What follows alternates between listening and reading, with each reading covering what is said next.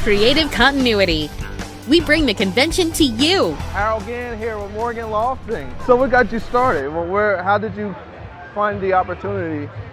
How did you discover? I started in New York,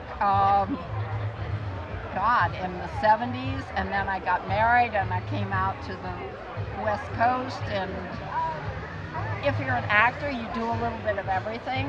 You try and do on-camera commercials, and you do a little bit of television, and you do any voice work that comes along, because you need the little odd jobs if you're not a star. And the opportunity to do character voices, and oh my God, I mean, it's so much fun. Wow. Plus the Baroness always was evil, much more fun to play evil. And then I would have these personas that I would adopt. Ah. Oh yeah, don't you? The first show, it's Major Somebody in the very first show, and I've got the glasses on. I mean, in the land of contact lenses, I'm still wearing glasses. And all of a sudden, I rip off the mask, and then I am the Baroness. Yeah. You know, and it was just fun. Yeah. Now, when you got the job, what was the direction as to how to come up with the voice? What type of direction they gave you? Well, okay, when I auditioned for the characters, you're handed generally a sketch, like a black and white sketch of what they're going to look like, which is extremely helpful. And there was probably a character background, and they must have said something about an accent. I don't remember exactly what it was. But you read this and you start to get ideas, and then you go somewhere out in a field somewhere and you work on your voice, because you don't want other actors to hear what you're intending to do. And somehow I came up with this Middle European sound. I have no idea where this came from. There is no country where anybody speaks like this. There really isn't, you know.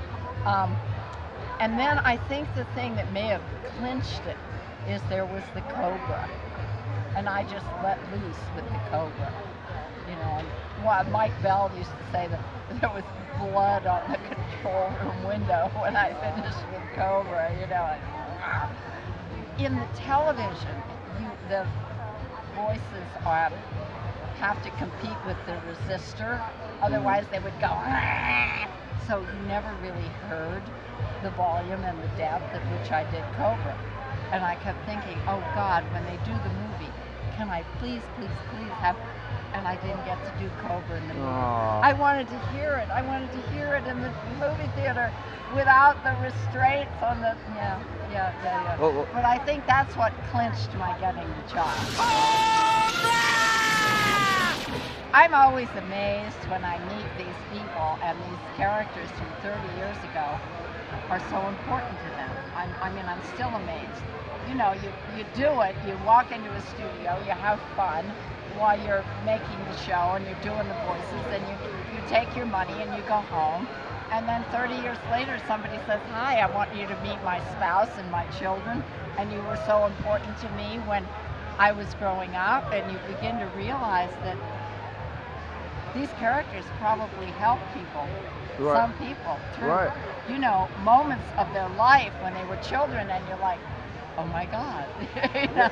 It was, the sessions were fun, you know, they were crazy. It was all the guys, basically all the guys, because there were much fewer women. And in a recording session, everybody does voices all the time when you're not on camera, when you're not working. You know, everybody has the, you know, you have to sound like this, or you have to sound like a little person, or you have to, everybody just plays. It's like, can you top this? Oh, okay. Oh, all the time. Oh. I mean, oh yes, it's like turn an actor on and you can't find the off button, which is what would happen with Arthur. How long would a session take? Well, Wally used to rehearse he always used to rehearse. So a session could go anywhere from maybe 4 hours to a little bit longer. He would rehearse first before he did the show. Okay. Everybody doesn't do that. Some people you have your script already, you know. Well, you know your character, but we were still at the beginnings of the show, so a lot of us were setting our characters, you know. We kind of had the voice, but we were setting the exactly how we were going to interact with the other people. It takes a little while to become comfortable, and then after a while you just turn it on. Oh, okay. Don't even think about it. Yeah. We Right. knew that our voices they were going to take our voices and they were going to put the animation to our voices. So you know that some of the cartoons, you add the voices later, after the animation. Wow.